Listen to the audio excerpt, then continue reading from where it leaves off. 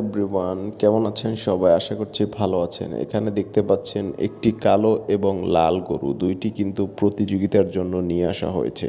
এখানে কালো গরুর তুলনায় লাল গরুটি কিন্তু অধিক শক্তিশালী। তারা কিন্তু প্রথমে একটি অপরটির সাথে প্রতিযোগিতায় অংশগ্রহণ করেছে। এই গরুটির ভিতরে কোনটি শক্তিশালী আপনার কি মনে হয়? আসলে এখানে কালো গরুটি কিন্তু অত্যাধিক শক্তিশালী ও তেলতেলে।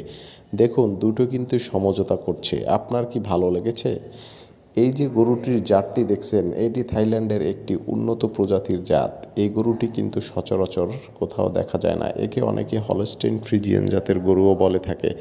এটি অস্ট্রেলিয়া উপমহাদেশের বেশ কয়েকটি অঞ্চলের বসবাস। বিশেষ করে এই গরুটির শরীরের মাংস কিন্তু অনেক বেশি থাকে, অর্থাৎ মাংস উৎপাদনের জন্য এই গরুগুলোকে কিন্তু বাছাই করা হয়। এদের থলথলে শরীর আর মাংসপেশির জন্য কিন্তু অস্ট্রেলিয়া উপমহাদেশ থেকে বিভিন্ন মহাদেশে এই গরুটি বাজারজাত করা হয়ে থাকে।